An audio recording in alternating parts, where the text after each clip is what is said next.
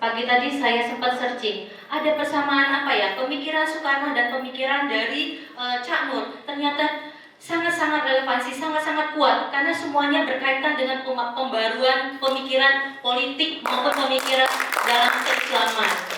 Nah, jadi ini kaitan dengan nilai-nilai di Paramadina, Pak Hasto. Jadi Paramadina yang digagas oleh Nurholis Madjid itu punya 3 hal yang sangat penting, yang saya yakin terkait dengan bagaimana kita bisa menjaga negara kita. Yang pertama itu adalah keislaman. Pemikir-pemikir keislaman yang muncul dari Paramadina ini tidak kalah untuk bisa memberikan satu suasana tentang bahwa Islam itu Islam yang bisa kita gunakan untuk kebaikan. Rahmatan lil alamin. Gitu. Itu yang selalu kita pegang. Yang kedua nilainya adalah keindonesiaan. Jelas kalau kita bicara di sini nanti bicara tentang para ahli politiknya nih ada di depan saya semua. Ini kita bicara tentang keindonesiaan. Kalau kita lihat pemikiran politik yang ada dimanapun, di Indonesia maupun di luar, itu salah satu kaitannya terkait dengan bagaimana melihat, tadi kita dengar bicara dengan Pak Hasto di ruang, ada istilah geopolitik ya Pak ya, nanti mungkin pakarnya lah Pak Hasto yang akan menyampaikan itu. Di mana keindonesiaan, pemikiran politik itu berasal dari karena tidak hanya satu, tapi banyak hal. Tradisi kita, budaya kita, culture kita yang luar biasa, ini menjadi satu pola pemikiran. Nah yang ketiga Pak, tidak kalah pentingnya adalah nilai Paramadina, kemodernan. Kalau istilah Cak Nur, modernisasi itu adalah nasionalisasi, bukan westernisasi. Ini jangan sampai disalahpahamkan gitu ya. Sebenarnya rasionalisasi untuk kemodernisasi ini. Nah, saya berharap pertemuan hari ini di ruang yang penuh berkah, para mahasiswa kita semua bisa mendapatkan nilai-nilai yang baik yang ada di Paramadina. Ini yang ingin saya sampaikan. Terima kasih. Assalamualaikum warahmatullahi wabarakatuh. Salam sejahtera buat kita semua. Saya mulai diskusi ini dengan mengucapkan Bismillahirrahmanirrahim dengan nama Allah yang Maha Pengasih dan Maha Penyayang. Saya kira tadi kita tertarik sekali dengan apa yang disampaikan Ibu Wakil Rektor, Ibu Patiah ya. Oleh karena itu saya kira kita awali juga diskusi ini. Kebetulan kita 2 hari lagi akan memasuki bulan Ramadan, maka kita menyampaikan doa dan membaca Al-Fatihah. Saya mohon terutama adalah kepada pemimpin besar revolusi kita, proklamator kita Bung Karno, kemudian kepada seorang, saya kalau ngomong Cak Nur ini saya nggak bisa, sedih saya ya, kepada Profesor Dr. Nurholis Madjid almarhum ya. Kita sampaikan Al-Fatihah. Mudah-mudahan karya-karya beliau ini, Bung Karno, Nurholis, dan seluruh sebenarnya dari para pemimpin Republik kita mendapatkan berkah, rahmat, dan ampunan dari Allah Subhanahu wa Ta'ala. Al-Fatihah. Auzubillahi minasyaitonir rajim.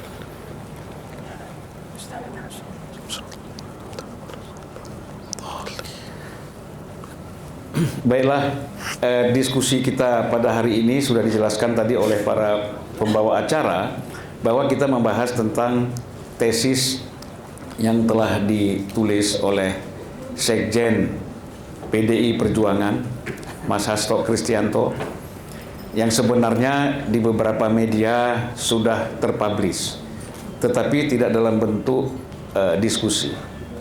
Memang tadi kita diskusi dengan rektor ya, bahwa kita ingin supaya partai itu masuk ke kampus untuk bicara dari segi intelektualitas, bukan dalam politik praktis. Nah inilah kita awali, Mas Hasto sebagai Sekjen PD Perjuangan masuk ke sini dengan membawa konsep-konsep, ide, gagasan berangkat daripada kuah intelektual, bukan dari kuah politik praktis. Ya. Oleh karena itu saya minta pertama sekali untuk hadir ke depan Mas Hasto. Juga saya minta hadir ke depan Pak Musa. Lalu Pak Khairul Umam. Dan Ibu Dina Sulaiman. Semua ini sebenarnya yang paling tua di sini saya ini. Mas Hasto itu paling umurnya 56. Ya, Bu Dina mungkin dia di atas 40 sedikit. Kalau Pak Musa juga masih 44, Mas Umam juga belum 50 nampaknya. Udah lah, Ya, belum. tapi wajar lah kalau yang paling tua jadi moderator ya. Baiklah, kita rileks-rileks saja, nggak usah terlalu tegang ya. Memang kalau kita lihat penampilannya, kadang-kadang kalau di TV Mas Hasto ini kan orangnya wah tegas gitu kan. Sebenarnya orangnya santai. Sayang aja nggak boleh merokok di sini. Kalau boleh beliau lebih santai lagi. Kalau kita lihat pokok-pokok pikiran apa yang disampaikan oleh Mas Hasto dalam disertasi, itulah adalah mengungkap pikiran Bung Karno, ya bagaimana relevansi pikiran-pikiran Bung Karno dan historis kalau dilihat dari segi pengaruh pikiran-pikiran Bung Karno dalam geopolitik terhadap dunia internasional, kemudian terhadap kepentingan negara, juga dalam kepentingan pertahanan negara kita. Jadi kalau kita lihat dari aspek itu, maka Bung Karno ini mempunyai pikiran-pikiran secara politik yang sangat strategis. Yang ini mungkin sudah tidak dikaji lagi oleh banyak orang. Tiba-tiba Mas Hasto membuat satu tulisan disertasi yang beliau pertahankan disertasi ini diuji di Universitas Pertahanan ya Mas? Iya. Unham. Nah ini mungkin akan banyak lagi kita harapkan dari generasi muda nanti lebih mengenal lagi pikiran-pikiran Soekarno ya, dan tentu juga jangan dilupakan pikiran-pikiran Nurholis Majid. Ada satu hal yang saya nggak pernah lupa dari Cak Nur ini. Cak Nur bilang tentang spiritualism. Kata Cak Nur, spiritualism is experience. Jadi tidak ada orang yang mencapai spiritualitas tanpa dengan pengalaman. Kenapa? Pengalaman itu adalah home base. Makanya orang yang sudah masuk dalam dunia spiritual itu tidak akan bunuh diri karena dia tempat berpulangnya ada. Itulah kata Cak Nur, spiritualism is experience. Itu saya ingat terus itu.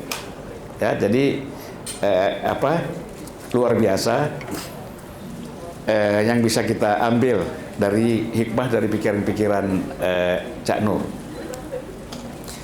Jadi kita untuk mempersingkat waktu, mungkin kita minta kepada Mas Hasto untuk menyampaikan sedikit pandangan-pandangan beliau, menjelaskan gambaran-gambaran dari disertasi apa yang disampaikan. Tapi saya tadi karena keasikan ngomong ini biasa, saya lupa mengucapkan selamat datang kepada adik-adik mahasiswa dan mahasiswi. Ya. Kemudian pada kawan-kawan media juga saya lihat banyak yang hadir. Kepada pimpinan perguruan tinggi dan para pengajar, staf pengajar Universitas Paramadina, kawan-kawan aktivis dan politisi. Saya juga lihat banyak yang hadir di sini. Ya, siapa lagi yang saya belum sebut ya? Kayaknya udah semua ya. Nah, baik. Pimpinan Total Politik. Ada juga kawan-kawan dari Total Politik ini nampaknya. Nih kalau bicara Total Politik nih perusuh Indonesia nih. Ya, insya Allah pertemuan kita ini akan bermanfaat ya untuk bangsa dan negara. Baiklah, kembali kita persilakan kepada Mas Hasto untuk menyampaikan dasar pandangan dan pikiran-pikirannya dari disertasi yang sudah beliau tulis. Silakan Mas. Ya.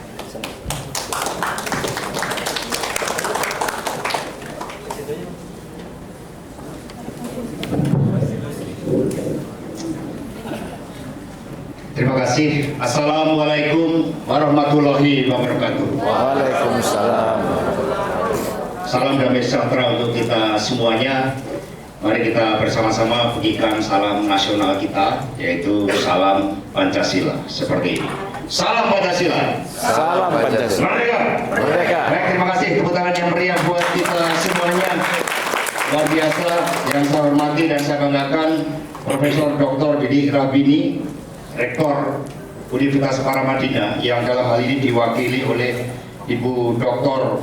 Fathiah Ekowati, Wakil Rektor, luar biasa pidatonya dan warna merah bajunya. Kemudian Bung Khairul Umam, terima kasih, ini juga sahabat. Tadi saya bilang sama beliau, aduh, dengan kepemimpinan Cak Nur begitu masuk di Universitas Paramadina, kita sudah disambut dengan perpustakaan, itu menunjukkan luasnya cakrawala berpikir Profesor Dr. Nurholis Majid, luar biasa. Kemudian juga Bang Musa, terima kasih, tadi sudah sedikit memberikan komentar terhadap dari ringkasan dari disertasi saya. Dan di sini hadir juga Ibu Dina, terima kasih Ibu Dina Sulaiman. Dia saya sudah baca, saya search tadi, memang juga menjadi pakar geopolitik khususnya terhadap kajian Timur Tengah, dan itu nanti juga akan masuk di dalam setting penelitian saya. Dan juga Bang Sulfan Mindan, terima kasih, beliau ini sebenarnya senior saya juga banyak belajar dari beliau, sosok yang memegang teguh dalam prinsip. Tadi untung Bang Sulfan memberikan sedikit introduction sehingga saya sempat membuat pantun singkat. Paramadina bangun peradaban bangsa, kebanggaan pemikiran Cak Nur bagi Indonesia dan dunia. Universitas Paramadina sangat ternama, tradisi intelektualnya bangun kemajuan negara. Dan teman-teman mahasiswa, setiap bertemu dengan teman-teman mahasiswa sangat senang saya, karena penelitian ini menunjukkan bahwa tradisi intelektual para pendiri bangsa itu dibangun dengan membaca buku sebagai jendela dunia, yang kemudian dilakukan dialektika yang pertama sebagaimana dalam tradisi intelektual Soekarno, dan kemudian di sini sejarah Nusantara dan sejarah peradaban dunia diolah secara kritis dalam alam pikir. Sehingga mengapa dengan dialektika pertama dan kemudian kedua, Soekarno melihat mengapa bangsa Indonesia bisa terjajah ratusan tahun, padahal kita memiliki sejarah yang gemilang dengan Sriwijaya, Majapahit dan sebagainya. Maka Soekarno kemudian karena belajar sosialisme Islam dari Haji Umar Said Cokro Aminoto yang memberikan kerangka moralitas yang sangat kuat, Islam sebagai agama pembebas, kata Bung Karno. Bung Karno menggunakan begitu banyak keyakinan tauhidnya Bung Karno, dan kemudian Bung Karno belajar mengapa ayat-ayat suci Al-Quran yang turun ke Nabi Muhammad di Mekah dan kemudian dipakai sebagai bagian dari semangat pembebasan untuk melawan ketertindasan itu, ini menggunakan Islamisme. Dan kemudian Soekarno juga menggunakan materialisme historis di dalam membedah mengapa kita terjajah, dipadukan dengan nasionalisme atas pemikiran Renan dan Otto Bauer. Maka muncul dialektika kedua yang menggambarkan suatu ide imajinasi GES. Dan teman-teman mahasiswa, belajarlah dari para pendiri bangsa, Bung Karno, Hatta, Syahrir, Ki Haji Agus Salim, sebagai sosok pembelajar, sosok intelektual, sosok negarawan yang selalu berpikir luas, komprehensif, tidak hanya society view tapi national view dan global view. Karena itulah mempelajari pemikiran geopolitik Soekarno harus disertai dengan pemikiran negarawan yang sangat kuat. Kita tidak bisa berpikir partisan. Maka benar tadi saya datang ke sini bukan untuk berbicara politik praktis, tapi berbicara tentang politik yang mencerdaskan kehidupan bangsa, politik yang membangun kepemimpinan intelektual bagi Indonesia dan dunia. Untuk itu saya akan mengawali dengan video singkat pemimpin negarawan.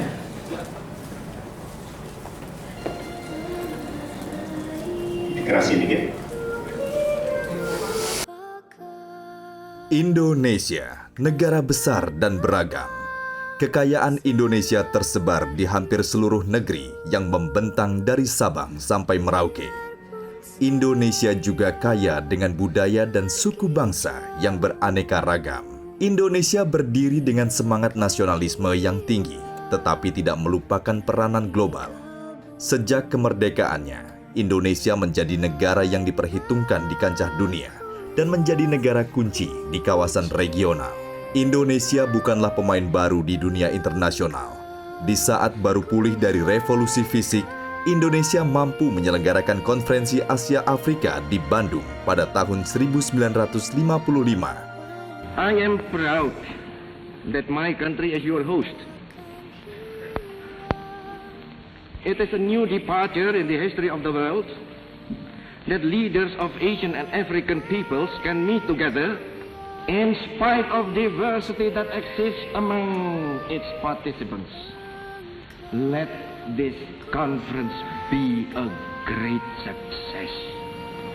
Diikuti oleh 29 negara dan menghasilkan Dasar-Sila Bandung yang isinya merupakan penghormatan atas kedaulatan negara-negara dunia dan hukum internasional berdasarkan Piagam PBB. Kepemimpinan Indonesia dalam Konferensi Asia Afrika Bandung 1955 tertuang pada semangat membangun persaudaraan dunia yang bebas dari penjajahan. Hal itu pun secara konsisten disuarakan oleh Soekarno dalam pidato Build the World New pada sidang PBB 1960. We had proclaimed our independence in August 45. We attached as preamble to our constitution the Pancasila, the 5 guiding principles of our national life. Puncaknya adalah gerakan non-blok yang semakin mengukuhkan kepemimpinan Indonesia di dunia internasional. Hasilnya, Irian Barat berhasil dibebaskan dan Angkatan Bersenjata RI hadir sebagai kekuatan terkuat di belahan bumi selatan guna mengawal kokohnya Pancasila dan NKRI. Peran besar ini tidak lepas dari kemampuan Presiden Soekarno dan para pemimpin bangsa, di antaranya Muhammad Hatta, Sultan Syahrir, Ali Sostroamidjojo, dan Agus Salim. Mereka, para negarawan besar yang membawa Indonesia pada kemerdekaan dan menyebarkan semangat yang sama ke seluruh dunia. Mereka adalah para pembaca dan pembelajar yang tekun, serta pejuang di bidang pendidikan dan politik yang berani menghadapi risiko apapun. Lahirnya negarawan di zaman awal kemerdekaan dan negarawan di abad informasi tanpa batas saat ini tentu berbeda.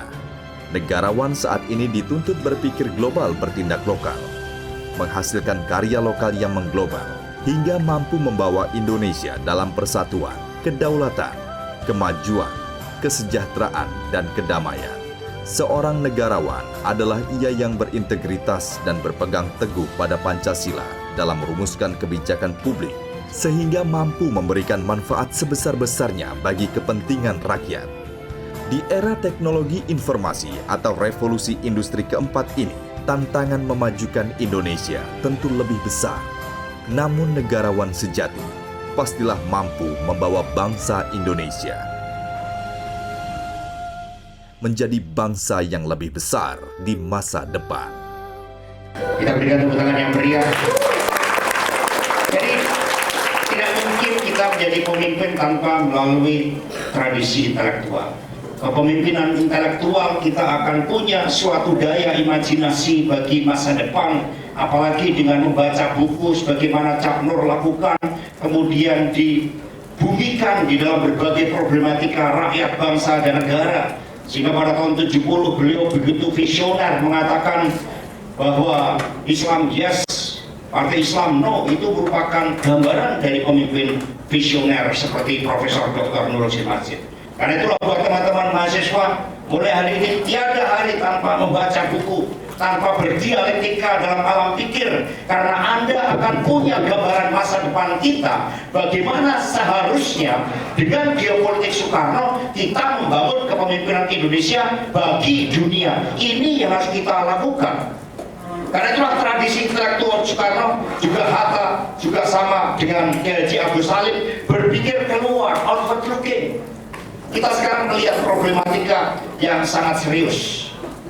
Tiba-tiba negara Vanuatu memprotes dan internasionalisasi atas persoalan Papua, negara mohon maaf kecil.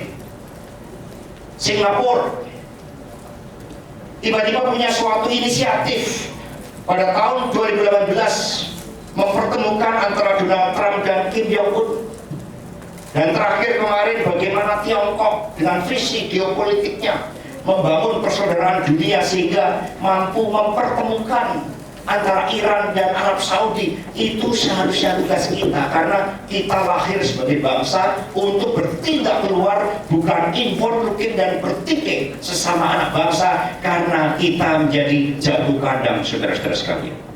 Ini yang harus kita pikirkan. Jadi pemikiran geopolitik Soekarno itu didasarkan pada suatu pemikiran terhadap kemerdekaan Indonesia untuk persaudaraan dunia, didasarkan yang pertama bahwa Pancasila adalah ideologi dunia. Pancasila itu adalah ideologi dunia untuk merombak struktur dan sistem internasional yang anarkis dengan Pancasila, karena Pancasila ini merupakan suatu sintesa dari dialektika para pendiri bangsa. Dan kemudian saya diskusi dengan Gus Yahya, beliau mengatakan, Ketua Umum PBNU, bahwa Pancasila ini lahir sebagai jawaban atas struktur dunia yang tidak adil. Maka pemikiran geopolitik Soekarno diawali dengan pertama pada ideologi Pancasila, kedua bertujuan membangun tata dunia baru. Yang apa? Yang ketiga bebas dari imperialisme dan kolonialisme, berbeda dengan cara pandang Amerika Serikat dan Barat yang melihat dunia akan damai apabila negara-negara menerapkan sistem demokrasi ala Barat. Maka ketika Pak Harto jatuh, terjadi apa yang disebut sebagai global reproduction of American politics.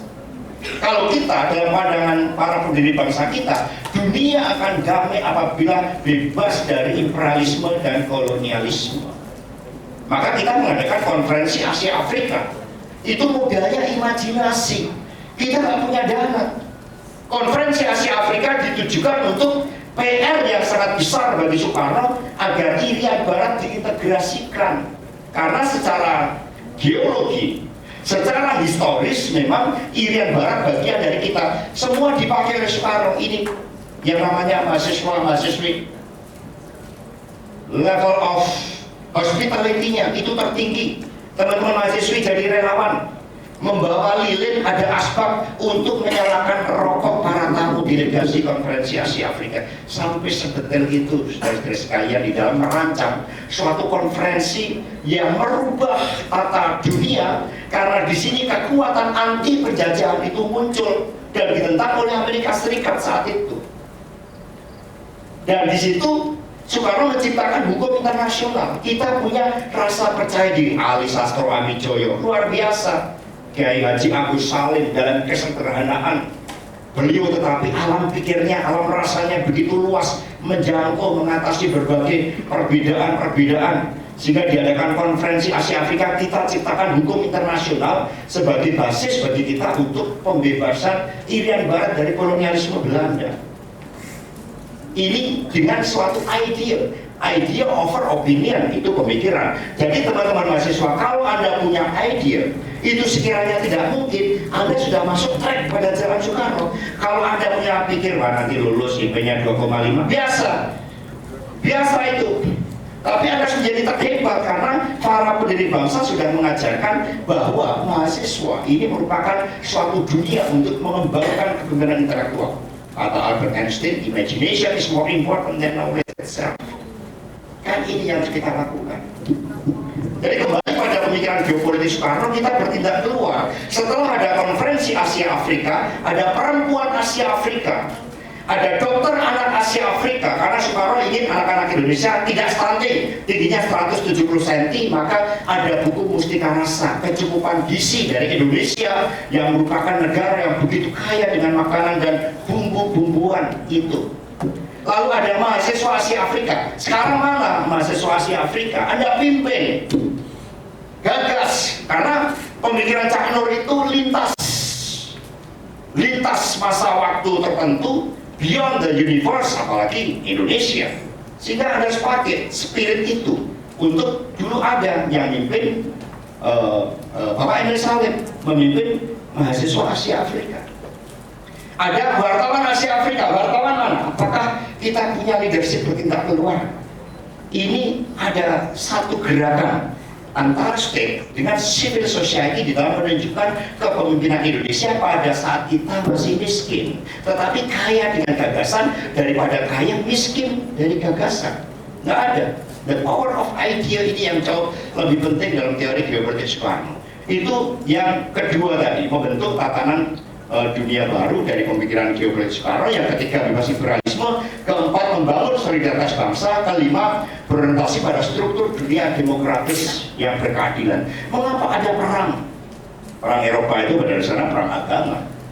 Di situ menggunakan politik. Jadi perang politik, perang tetap tidak ada agama, tapi menggunakan agama. Kristen Katolik saat itu.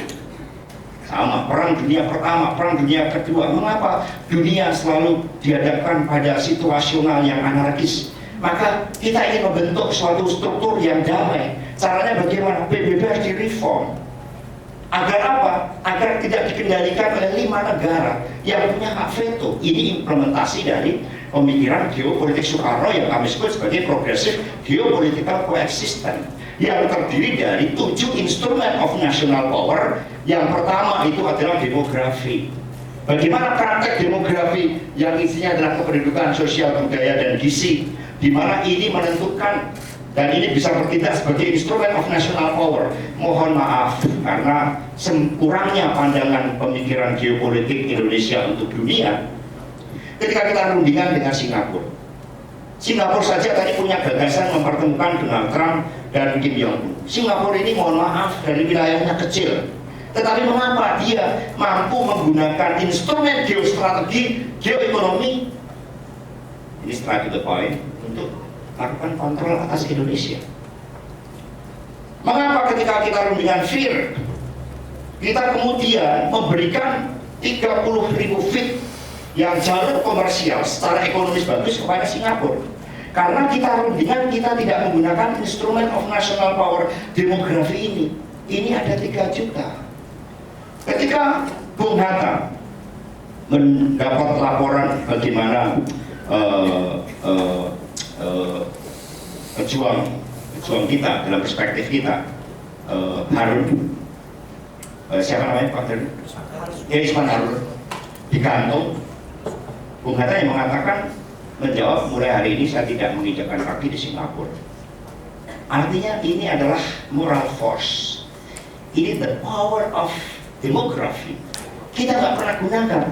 Ketika kita rundingan negara-negara itu, Singapura, mohon jangan perjuangkan kepentingan nasional Anda tanpa melihat aspek keadilan dengan Indonesia. Kami ini ada 3 juta yang ke Singapura. Anda bisa bayangkan kalau kami nggak ke Singapura, tapi pilih Malaysia. Pikir mereka. Mereka berpikir yang disuarakan tiba-tiba oleh seorang pejabat. Kita tidak menggunakan instrumen of national power kita. Kita tidak menggunakan suatu kekuatan demografi. Misalnya Australia, buku putihnya nyata-nyata menyatakan kita sebagai ancaman dari utara. Tetapi setiap tahun kita impor daging sapi dan sapi itu hampir 48 triliun. Ini perdagangan international trade yang tidak memperhatikan kepentingan nasional kita. Kalau enggak, cabut dulu dong ancaman di situ. Cabut dulu dong urusan-urusan adanya keterlibatan ya, secara tidak langsung terhadap urusan internasionalisasi masalah Papua. Karena kita mensuplai dana 48 triliun rupiah per tahun, sementara Australia secara sadar mengatakan kita sebagai ancaman.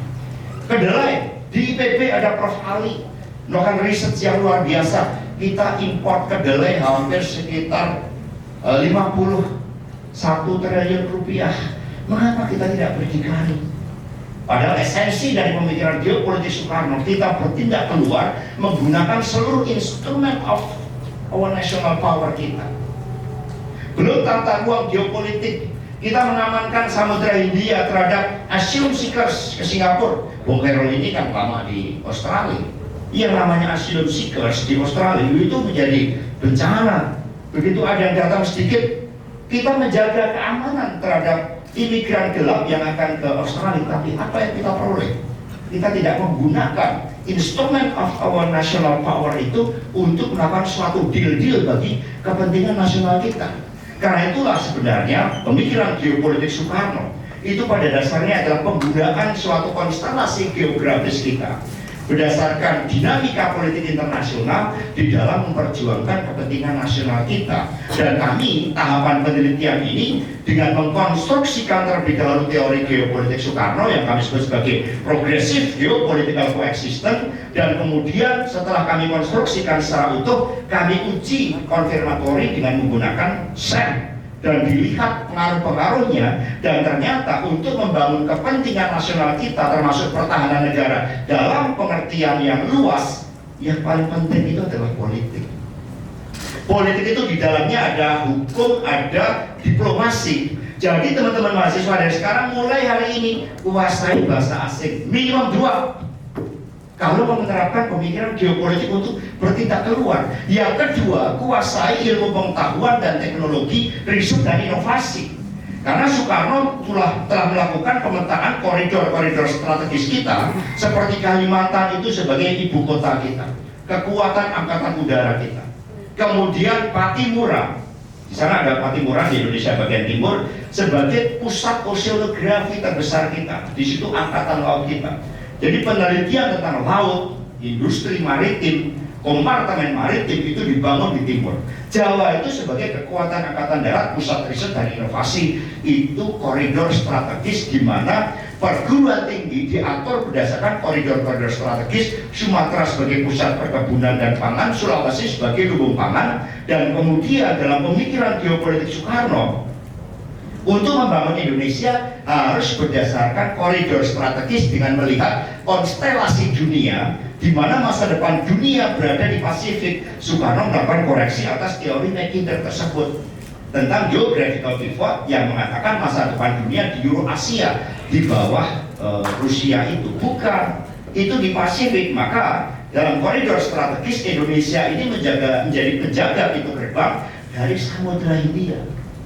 Maka kita harus menjadi negara yang paling kuat di Samudra Hindia, kemudian menyongsong masa depan di Pasifik. Dengan demikian, dalam pandangan geopolitik Soekarno, kita harus membangun dari pantai. Sama di Australia, dari kota-kota pelabuhan. Sehingga pertanian kita itu aman di dalam memastikan suplai pangan, karena pangan merupakan persoalan mati hidupnya negeri. Jadi dari Selat Lombok ke atas, kemudian ada ibu kota negara Kalimantan Timur, kemudian ke atas ada Makassar, ada Maros, ada Bitung, baru kita menuju Pasifik. Itulah pusat-pusat pertumbuhan kita, bukan di Bekasi, bukan di Kerawang yang mengorbankan pertanian kita. Itu cara pandang agraris. Kontinental, cara pandang kita adalah maritim dalam pemikiran geopolitik. Karena kita adalah negara kepulauan terbesar dunia, kata Bung Karno, kita adalah negara kelautan yang ditebari pulau-pulau. Jadi membangun kesadaran maritim, visi negara maritim, Indonesia poros maritim dunia, ini merupakan bagian dari implementasi pemikiran geopolitik Soekarno. Sehingga yang harus kita bangun itu dalam teori Parakana tentang konektografi, itu membangun koridor-koridor strategis yang terintegrasi dengan global supply chains.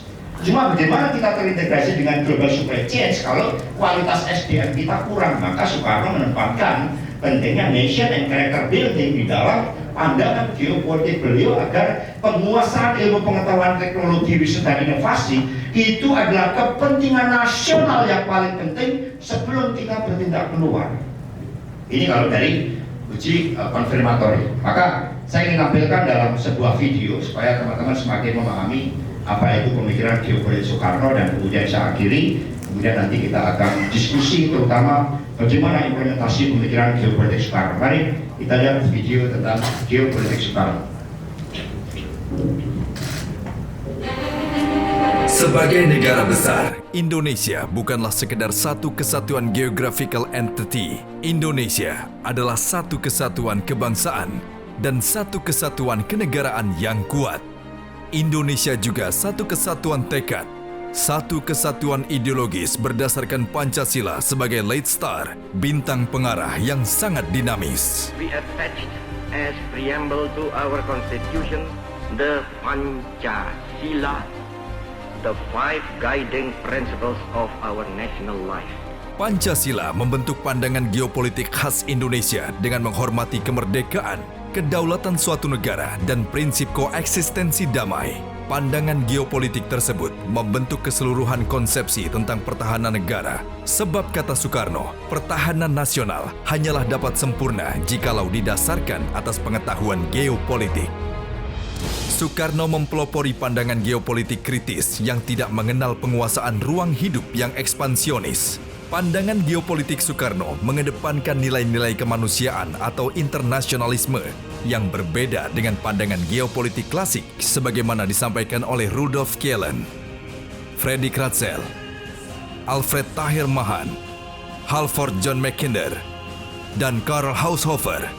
Dengan pengetahuan geopolitik tersebut, konsepsi pertahanan negara Indonesia bersifat aktif guna memastikan dihormatinya prinsip kemerdekaan ialah hak segala bangsa.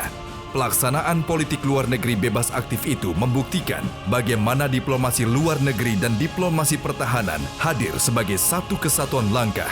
Diplomasi kebudayaan, diplomasi ekonomi, diplomasi olahraga, dan keterlibatan Indonesia secara aktif di dalam berbagai persoalan dunia semakin memperkuat kepemimpinan Indonesia. Dengan multi-track diplomasi itu, Indonesia aktif sebagai peace facilitator terhadap berbagai konflik yang terjadi di seluruh penjuru dunia.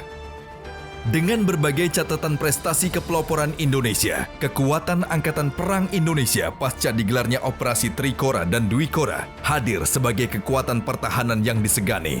Bahkan saat itu dikatakan sebagai kekuatan Angkatan Perang yang begitu kuat di belahan bumi selatan. Dengan pandangan geopolitik pula, Indonesia menata seluruh aspek geostrategis dan geoekonomi, mengoptimalkan seluruh konektografi Indonesia di persilangan jalur perdagangan dunia yang sangat penting seperti Selat Malaka, Selat Sunda, Selat Lombok, Selat Makassar, serta lintas utara melalui Bitung, Morotai, dan jalur perdagangan di Pasifik. Penelitian diskursus pemikiran geopolitik Soekarno dan relevansinya terhadap pertahanan negara dilakukan dengan mixed method multi-phase melalui tahapan critical discourse analysis, fenomenologi, dan survei. Penelitian ini difokuskan pada 4 hal, yaitu konstruksi teoritis dan pengaruhnya dalam memperjuangkan kepentingan nasional, pengaruh pemikiran geopolitik Soekarno bagi dunia, pengaruh dan dampaknya pada era Soekarno, relevansi dan implementasi terhadap kebijakan pertahanan Indonesia pasca Soekarno. Konstruksi teori geopolitik Soekarno merupakan bauran komprehensif yang menempatkan demografi, teritorial, sumber daya alam, politik, militer, koeksistensi damai, sains, dan teknologi hadir sebagai instrument of national power yang begitu penting di dalam memperjuangkan kepentingan nasional Indonesia dan guna mewujudkan kekuatan pertahanan negara yang disegani. Teori geopolitik Soekarno tersebut dilakukan uji confirmatory dengan menggunakan structural equation model yang menghasilkan kelayakan model dengan tingkat kepercayaan atau R-square untuk pertahanan negara sebesar 78%. Dengan melihat konsistensi Soekarno di dalam memperjuangkan tata dunia baru berdasarkan nilai-nilai kemanusiaan, kesetaraan dan solidaritas antar bangsa, prinsip koeksistensi damai, dan sikap progresif revolusionernya bagi dunia yang bebas dari kolonialisme dan imperialisme, maka state of the art pemikiran geopolitik Soekarno disebut sebagai progressive geopolitical coexistence. Dengan geopolitik khas Indonesia tersebut, sudah saatnya Indonesia berjuang dengan penuh rasa percaya diri, kedepankan prinsip berdikari, bergerak keluar, terus perkuat penguasaan ilmu pengetahuan dan teknologi melalui riset dan inovasi. Satukanlah langkah diplomasi luar negeri dan pertahanan negara sebagai kemanunggalan kebijakan strategis bagi kepemimpinan Indonesia untuk dunia. Bangunlah Indonesia Raya! Bangun Indonesia Raya! Jadi singkat saja, kemerdekaan ialah segala bangsa merupakan doktrin geopolitik kita. Karena itulah playing field kita itu dunia. Kita berani mengambil inisiatif prakarsa untuk dunia. Itu pemikiran geopolitik para pendiri bangsa kita. Dan untuk itu saudara-saudara sekalian, setelah konferensi Asia Afrika, Bung Karno menyewakan rumah di Jalan Serang untuk Maroko, Tunisia, dan Aljazair merancang kemerdekaan. Bagaimana kita negara baru merdeka, masih miskin tetapi kita punya imajinasi memerdekakan bangsa lain. Dan ini negara-negara yang merdeka. Tinggal Palestina yang belum sepenuhnya merdeka. Maka kita berjuang tidak pernah mengenal lelah di dalam memperjuangkan kemerdekaan Palestina. Untuk itu, sebagai salah satu latar belakang penelitian saya adalah untuk menjawab mengapa Soekarno mendapat gelar sebagai pendekar dan pembebas bangsa Islam. Oh, rupanya luar biasa sikap kita. Ketika di PBB, kita sebagai bangsa yang baru merdeka, tapi kita tidak pernah takut di dalam menyampaikan suatu prinsip-prinsip kemerdekaan sebagai segala bangsa. Pidato Menteri Luar Negeri kita di PBB atas arahan Soekarno luar biasa. Bayangkan ini, in Alger, the colonial war has entered its 7th year.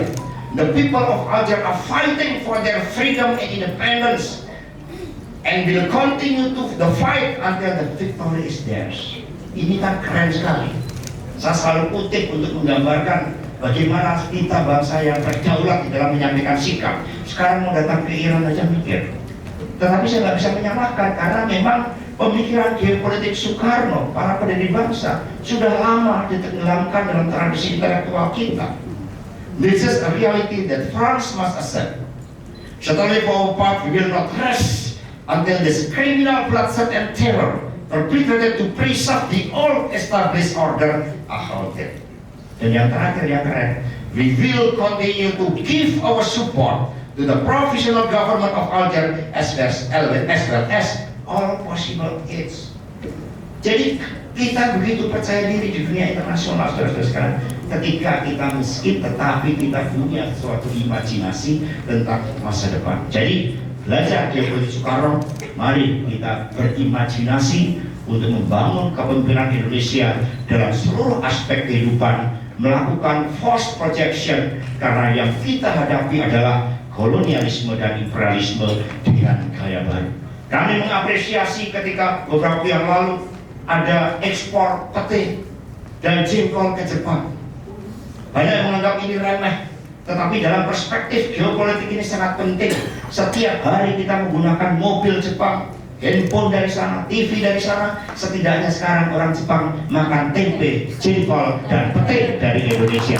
Saudara-saudara sekalian, demikian kurang lebihnya, mohon maaf.